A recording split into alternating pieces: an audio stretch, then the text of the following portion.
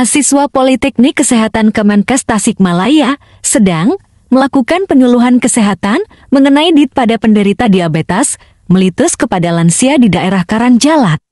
Tepatnya di ruang penyuluhan puskesmas. Assalamualaikum warahmatullahi wabarakatuh. Waalaikumsalam warahmatullahi wabarakatuh. Selamat pagi ibu-ibu bapak-bapak. Pagi, Neng. Gimana nih kabarnya hari ini? Ya, alhamdulillah baik. Sebelum datang ke sini tadi ibu-ibu bapak-bapak udah sarapan belum? Sudah.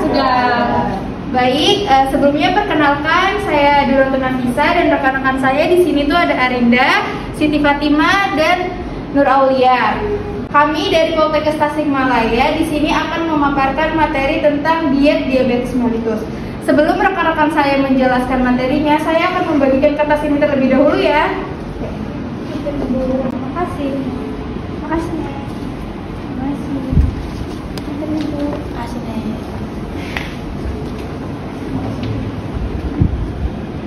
Ibu-ibu, bapak-bapak bisa melihat materinya yang akan teman saya paparkan ya. Untuk pemateri, dipersilahkan. Baik, selamat pagi bapak-bapak, ibu-ibu. Pagi, Neng. Perkenalkan, nama saya Arinda. Di sini saya akan menjelaskan mengenai diabetes mellitus. Boleh ibu-ibu bapak-bapak dibuka ya ininya. Bisa dilihat di halaman pertama itu yang ini nih Bu. Pak nih, ya. Oke, saya akan menjelaskan tentang pengertian diabetes mellitus dulu ya. Jadi di dalam badan kita ini kita tuh punya organ yang namanya pankreas. Apa itu pankreas? Jadi nanti kita setiap makan itu makanannya diproses di dalam tubuh kita menggunakan hormon insulin. Ada kan di situ ya hormon insulin. Nah, untuk yang pengidap diabetes ini, hormon insulinnya tidak bekerja dengan baik, sehingga menimbulkan penyakit diabetes. Nah, apa saja sih sebenarnya gejala yang ada di diabetes mellitus itu? Di bawahnya ada ya, bapak-bapak, ibu-ibu? Ya, ada. Ada sering merasa haus, terus juga sering buang air kecil, mudah merasa lapar, mudah merasa lelah, bukannya susah untuk sembuh, dan juga bisa mengalami penurunan berat badan yang drastis. Lalu apa saja sih, siapa saja yang beresiko tinggi untuk mengidap diabetes ini? Yang pertama, ada orang yang berat badannya berlebihan atau obesitas. Terus yang kedua, orang yang pola makannya nggak sehat. Buat ibu-ibu, bapak-bapak yang suka makan bakso, Siapa yang suka makan bakso di sini? makan mie ayam, itu bisa berbahaya loh. Terus juga ada orang yang susah gerak, yang malas geraknya, yang jarang beraktivitas, itu bisa juga beresiko. Ada juga orang yang keluarganya dulunya punya penyakit diabetes, mau itu orang tuanya atau kakek neneknya, itu berkemungkinan juga bisa kena diabetes ya. Terus yang terakhir nih, pengidap diabetes juga bisa menyerang usia lanjut. Ya, selanjutnya akan dijelaskan oleh teman saya ya. Ya, terima kasih Mbak Arin. Ya, selamat pagi Bu Ibu, Bapak. Selamat pagi. Sekarang kita lihat ya di bagian paling bawah di lembar pertama, kita lihat di situ ada komplikasi yang dapat terjadi oleh pengidap diabetes. Itu ada 4. Yang pertama, retinopati diabetik atau gangguan penglihatan. Contohnya bisa jadi minus atau plus seperti itu.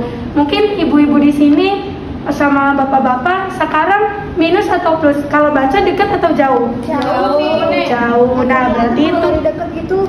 iya, berarti itu namanya plus ya. Itu salah satu gangguan penglihatan. Yang kedua, itu ada yang namanya penyakit kardiovaskuler. Apa sih penyakit kardiovaskuler itu? Penyakit kardiovaskuler itu penyakit jantung dan juga penyakit pembuluh darah. Itu sangat berbahaya ya bapak-bapak, ibu-ibu. Nah, kemudian yang ketiga itu ada penyakit nefropati diabetik. atau gangguan ginjal. Kenapa gangguan ginjal? Menyambung dari yang tadi sudah dijelaskan oleh Mbak Arin. Kita kan pankreasnya tidak bekerja secara optimal ya. Jadi ginjal itu kerjanya terganggu. Bisa jadi kita ada gangguan dalam BAK, kesulitan dalam BAK, seperti itu. Ya Bu, Bapak paham? Paham. Nah, yang terakhir, ini ada komplikasi yaitu neuropati diabetik atau gangguan saraf yang menyebabkan luka dan amputasi. Seperti itu. Kita lanjut ya ke lembar baliknya. Di bagian atas Ibu Bapak, di sini kita lihat ada makanan yang dianjurkan. Sudah ketemu Bu? Di sebaliknya. Ya, di atas. Betul, di atas ya. Ini ya Bu. Nah, kita bisa lihat di sini ada 4 macam makanan yang dianjurkan, yaitu dari protein hewani, protein nabati, sayuran, dan juga buah-buahan. Untuk protein hewani sendiri yang mudah ibu-ibu dan bapak-bapak jangkau di rumah, salah satunya ayam. Ibu-ibu sama bapak-bapak suka ayam nggak? Suka. Nah, tapi dianjurkannya itu tanpa kulitnya ya. Oke, kemudian ada ikan. Yang lebih mudah lagi itu putih telur.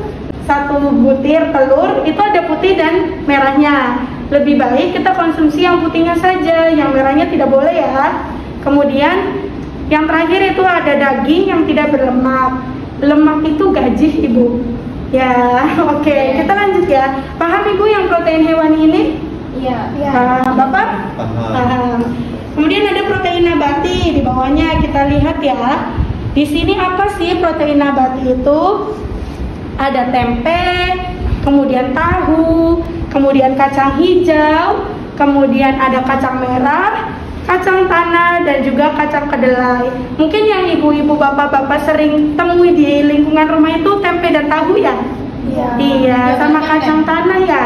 Iya, itu bisa ya Bu dikonsumsi ya sebagai anjuran untuk pengidap diabetes mellitus ya. Kemudian selanjutnya ada sayuran. Makanan yang dianjurkan selanjutnya yaitu sayuran.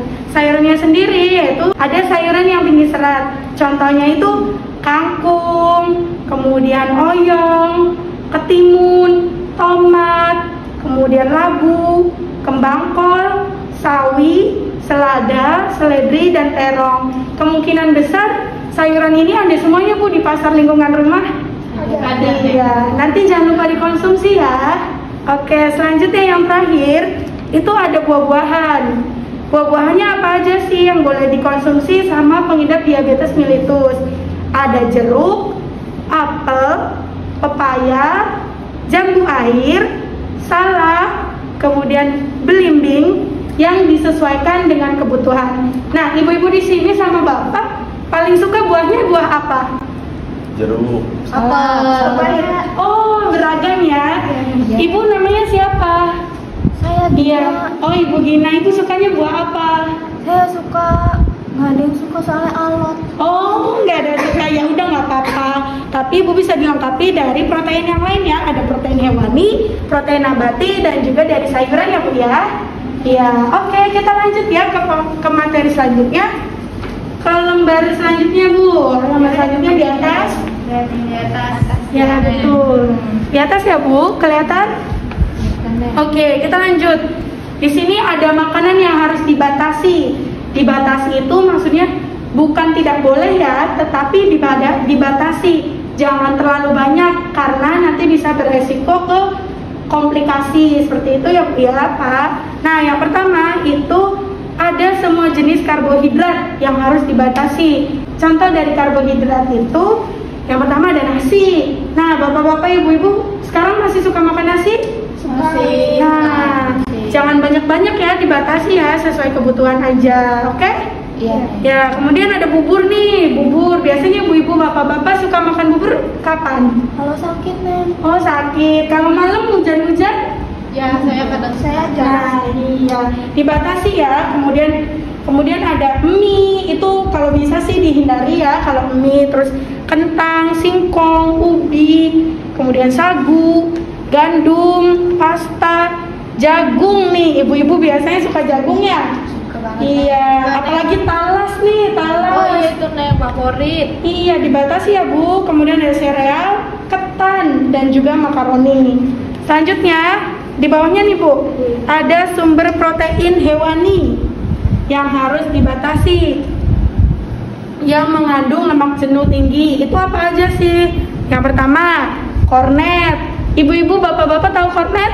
Tahu. Sosis. Tahu sosis? Tahu. Iya.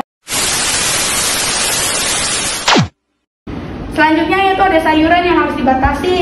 Contohnya daun melinjo. Daun melinjo tuh bisa untuk di sayur asem Bu. Nah itu dihindari ya, dikurangin ya, dibatasi. Kemudian ada daun singkong. Bayam juga nih, bayam dibatasi ya Bu konsumsinya. Kol, rebung dan juga toge. Nah toge biasanya enak banget ya Bu diurap ya. Iya Pak, iya nggak Pak? Nah iya itu dibatasi ya, jangan terlalu banyak ya Pak Bu. Oke, terakhir nih buah-buahan yang harus dibatasi konsumsinya.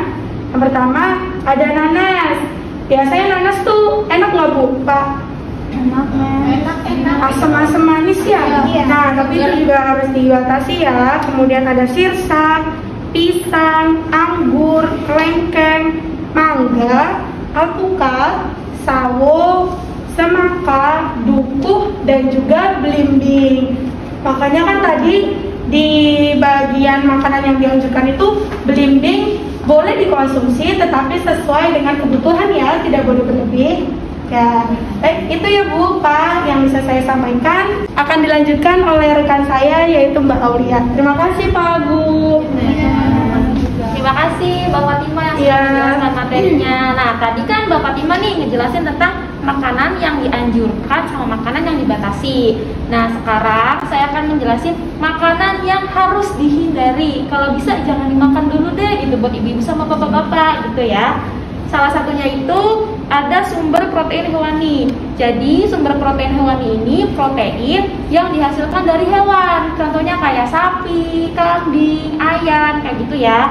Nah di sini ada olahan-olahan yang dihindari dulu deh buat ibu-ibu sama bapak-bapak gitu ya, demi kesehatan ibu-ibu bapak-bapak semua. Contohnya tuh kayak keju, abon. Ini pasti suka nih abon buat lauk pauk nih, ya kan? Abon dicampur pakai nasi, enak banget. Nasi anget lagi, masih panas tuh. Tapi sayangnya untuk makanan ini kalau bisa dihindari dulu ya Bu ya, untuk menetralisir gula darah ibu juga gitu. Terus juga ada dendeng, tuh enak banget. Terus ada susu full cream. Kenapa nih susu full cream nggak boleh? Selain protein hewaninya tinggi, di sini juga susu full cream itu kandungan gulanya tinggi banget gitu. Jadi untuk ibu-ibu sama bapak-bapak ini sangat tidak dianjurkan gitu ya untuk mengonsumsi susu full cream yang berlebihan kayak gitu.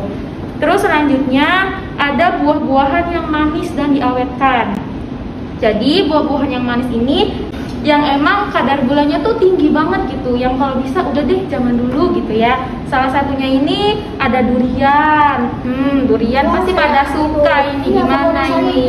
Iya, nanti bisa dicari ya alternatif lain selain durian. Kan ada buah-buahan lain yang tadi dijelaskan Mbak Fatimah ya. Ada apel, tuh pepaya, jambu air juga enak itu, banyak seratnya, jadi kan lebih baik. Terus ada nangka, itu juga nggak boleh. Alpukat, kenapa alpukat nggak boleh coba?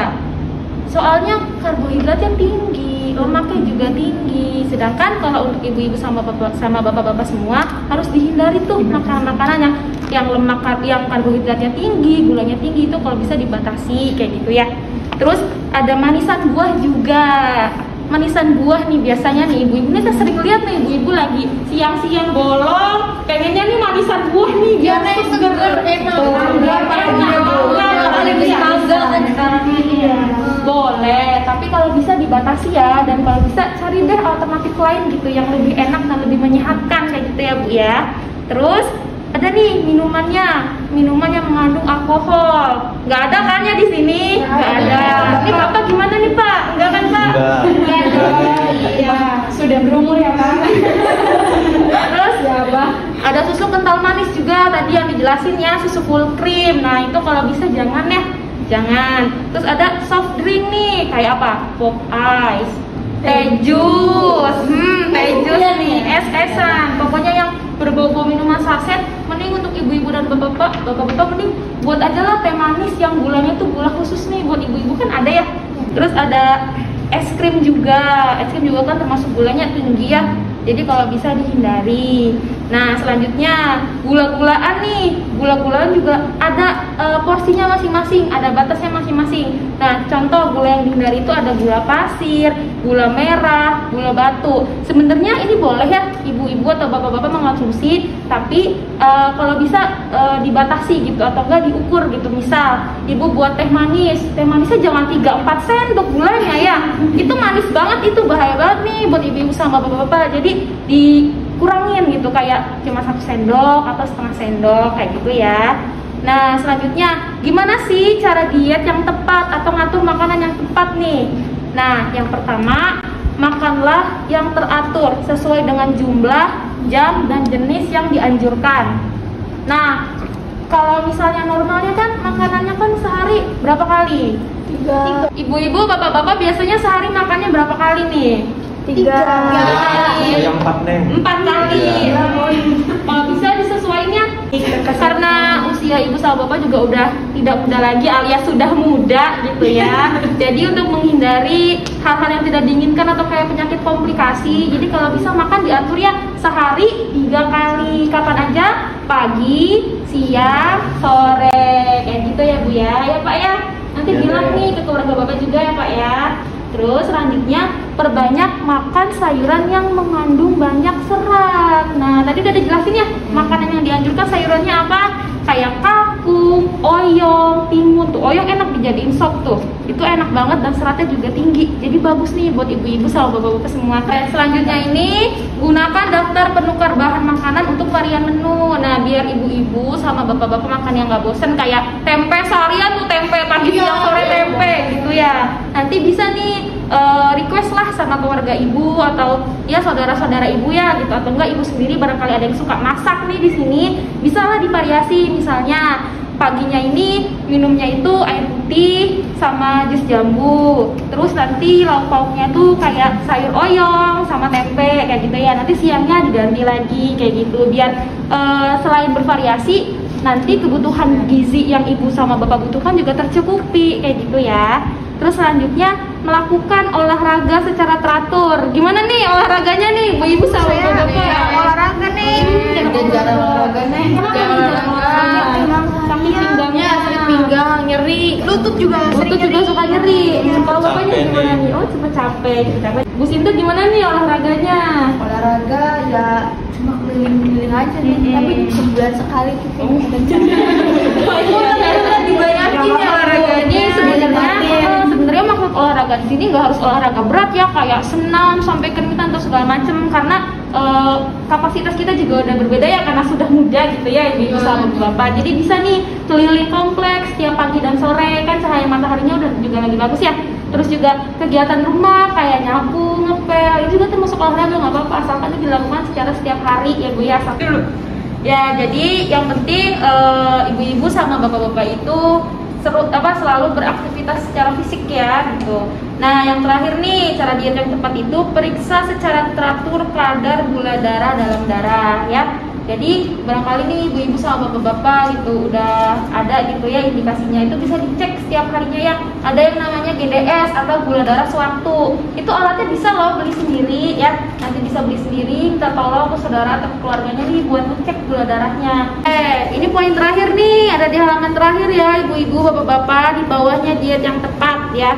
Nah ini nih mengenai pencegahan diabetes melalui gaya hidup sehat. Jadi yang kita harus jaga itu nggak cuma makan, tapi kegiatan kitanya, pola hidupnya nih kayak apa. Kita ada singkatan nih supaya bapak-bapak dan ibu-ibu lebih gampang diingetnya, yaitu CERDIK. Ingat ya, CERDIK. Nah, CERDIK itu singkatannya apa aja sih? Cek kesehatan secara rutin. Contohnya seperti apa? Seperti yang udah dijelasin ya, mengecek gula darah kayak gitu. Terus enyahkan asap rokok. Nih gimana nih, Bapak gimana, masih merokok atau gimana nih Pak? Sudah berhenti nih. Oh sudah berhenti, alhamdulillah ya. Gimana nih di lingkungannya ibu-ibu? Ada yang merokok? Masih ada. Sudah saya sih. Suami paling nanti bisa dihimbau ya ke suaminya gitu, kalau misalnya ngerokok jangan di dalam rumah kayak gitu ya, karena itu bahaya juga. Jadi rokok itu gak cuma berbahaya untuk yang aktif, tapi yang pasifnya, yang menghirupnya juga itu lebih berbahaya ya ibu-ibu, bapak-bapak. Yang selanjutnya itu R, rajin aktivitas fisik. Tadi ya yang udah saya jelasin, harus sering olahraga atau sering bergerak. Gimana nih ibu-ibu, bapak-bapak masih suka bergerak kan ya? Masih suka nyapu, Oke, gimana nih bapak biasanya aktivitas fisiknya? Kalau saya jarang aktivitas fisiknya, kayak saya paginya baca koran seringnya tuh. Nanti lain kali kita sering-sering nih, bapak juga pasti ada itu ya, suka ada motor atau kan suka ada tetangga kan ya yang jogging kayak gitu. Nanti bapak bisa nih pagi-pagi ikut jalan santai. Selanjutnya itu D, diet yang seimbang. Tadi udah dijelasin ya sama Mbak Fatimah juga, apa aja makanan yang dianjurkan, yang dibatasi dan yang dihindari. Terus ada I, istirahat yang cukup nih, jangan suka begadang ya. Siapa nih ibu-ibu atau bapak-bapak yang suka begadang nih malam-malam? Saya Neng. Juga Neng. Kenapa? Biasa kebangun, badannya sakit. Oke, nanti bisa ya obrolin ke keluarganya atau saudaranya, atau mungkin kalau misalnya ada keluhan-keluhan bisa langsung kontrol ke pelayanan kesehatan terdekat ya. Selanjutnya itu yang terakhir nih Kak, kelola stres dengan baik. Nah, gimana nih ibu-ibu atau bapak-bapak kalau lagi stres biasanya gimana nih? Gimana nih Ibu Muna kalau misalnya lagi stres ngapain? Supaya ngilangin stresnya? Ya biasa aja aktivitas kayak biasa, nanti kan lupa sendiri. Iya. Kalau saya Neng, saya mah tidur Neng. Kalau lagi stres. Tidur ya. Terus untuk Ibu Sinta gimana? Biasanya saya jalan-jalan. Jalan-jalan. Tapi lebih sering tidur sih Neng. Oh iya, ini gimana Ibu Kirana? Biasanya saya ngobrol dengan cucu, Neng. Bagus ya. Gimana nih Ibu Gina? Kalau saya memasak, Neng. Iya, bagus ya. Berarti cara mengalihkan stres ini dengan kegiatan yang positif semua nih. Ada yang masih beraktivitas, ada yang dengan istirahat. Istirahat juga nggak apa-apa ya. Kalau misalnya lagi stres daripada ngelakuin hal-hal yang berbahaya atau merugikan, mending kita istirahat juga nggak masalah. Terus sudah selesai deh. Berarti untuk pencegahan ini ingat singkatannya ya, cerdik ya. Untuk materi sudah selesai, saya kembalikan ke moderator. Nih, oke, ibu-ibu, bapak-bapak, tadi rekan-rekan saya sudah memaparkan materinya. Sebelum kita tutup, ada yang ditanyakan dulu ibu-ibu, bapak-bapak? Saya ada bertanya. Ya, boleh Bu Kirana. Iya, saya tadi kan di sini ada nasi ya. Nah, nasinya sendiri saya tuh suka mengkonsumsi nasi merah, Neng. Nah, itu tuh bagus nggak sih buat orang tua, nasi merah itu? Baik, Bu Kirana, kayaknya jawaban Ibu Kirana bakal dijawab sama Mbak Fatimah ya. Silakan Mbak Fatimah. Ya, makasih ya Mbak Duro. Iya, bagus ya Bu ya. Tadi Bu Kira nanyain kalau misalkan suka konsumsinya nasi merah boleh enggak. Nah, kalau nasi merah sendiri dibolehkan ya Bu ya, itu nggak apa-apa. Karena di nasi merah sendiri gulanya itu lebih rendah daripada nasi putih Bu, seperti itu. Jadi nggak apa-apa ya, tetap dikonsumsi. Terima kasih Neng. Iya, sama-sama Ibu. Baik, selanjutnya ada yang ingin bertanya lagi? Ya, Ibu Gina, silahkan. Gimana ya Neng caranya tahu kalau gizi kita itu terpenuhi? Oke, makasih Bu Gina pertanyaannya. Nanti pertanyaannya dijawab sama Mbak Arin ya. Nah, Ibu Gina, kalau misalkan Ibu Gina pengen tahu apakah gizi Ibu Gina sudah tercukupi atau belum, nanti Ibu Gina bisa datang ke pelayanan kesehatan yang terdekat, contohnya ke puskesmas. Dekat nggak Ibu? Lumayan sih. Lumayan ya, nanti diantar aja ya sama keluarganya. Nanti di sana Ibu bisa datang, ada ahli gizi Bu di sana. Ibu bisa konsultasi, bisa tanya-tanya. Terus juga nanti dari ahli gizi bisa ngeinformasiin ke Ibu apa tuh gizi yang harus dipenuhi sama Ibu. Apalagi kalau misalkan ada pasien yang diabetes, nanti biasanya dikasih sama ahli gizinya menu-menu makanannya ya Bu. Iya, makasih Neng. Oke, Ibu Gina udah tahu jawabannya Bu dari Mbak Arin, udah paham? Iya, sudah. Baik, ada yang ingin bertanya lagi Ibu-ibu, bapak-bapak? saya juga mau nanya. Oh iya, oke Bu Mumun, apa pertanyaannya? Ya kan tadi kan Neng juga bilang ya harus cek gula darah teratur. Nah, saya juga pengen Neng cek gula darah teratur tuh di mana ya Neng ya? Soalnya kalau misal saya beli alatnya juga nggak mungkin Neng. Oke, pertanyaan Ibu Mumun kayaknya nanti dijawab sama Mbak Aulia. Oke, tadi pertanyaannya tentang gula darah ya, cara ngecek gula darah. Sesuai dengan yang dijelasin sama Mbak Ari tadi, selain konsul, nanti di pelayanan kesehatan atau di puskesmas itu, ibu-ibu, bapak-bapak bisa cek gula darah di situ ya. Nah, normalnya berapa sih gula darahnya? Nah, untuk normal gula darah sebelum makan itu kurang lebih 70 sampai 130 mgdl. Kalau misal ibu nggak ngerti, nanti bakal dijelasin sama perawat di sana, sama ahli di sana ya, normal atau enggaknya. Kayak gitu ibu kurang lebih. Gimana? Ya, makasih ya Neng ya. Udah jelas. Oke, Bu Mumun udah jelas jawabannya? Ya, makasih. Ada yang ingin bertanya lagi, ibu-ibu, bapak-bapak? Ya. Kenapa Bu? Ini buat saya apa dibalikin? Iya, itu buat ibu aja, buat di rumah barangkali baca-baca. Biar ingat ya Bu ya, apa yang harus dilakuin ibu dan apa yang harus dihindari sama ibu. Baik, sebelum saya tutup, saya ingin bertanya nih. Di sini masih ada yang ingat nggak singkatan apa untuk kita mempermudah biar nggak terjadi diabetes pada diri kita? Iya, apa begini jawabannya? Cerdik. Iya bagus begini. Sekarang saya mau tanya lagi. Di sini siapa yang tahu diabetes itu apa? Angkat tangan yang tahu. Saya Neng. Iya, Ibu Sinta, apa jawabannya Bu? Kencing manis kan. Oh iya, saya kencing manis. Oke, ibu-ibu, bapak-bapak yang terakhir saya mau tanya lagi nih sekali lagi. Di sini masih ada yang ingat gak jenis protein nabati yang tadi sudah dijelaskan sama Mbak Fatima itu apa aja? Angkat tangan. Saya Neng. Iya Pak, ini apa jawabannya? Tahu, terus tempe dan sebagainya. Neng. Itu yang gampang dicari di rumah ya Pak? Iya Neng. Baik, sepertinya penyuluhan dari saya dan rekan-rekan saya cukup sampai di sini. Sebelumnya saya ucapkan terima kasih dan mohon maaf bila ada kata yang telah saya dan rekan-rekan saya ucapkan. Untuk mengakhiri, saya ucapkan wassalamualaikum warahmatullahi wabarakatuh. Waalaikumsalam warahmatullahi wabarakatuh. Permisi ya Ibu, Pak. Terima kasih.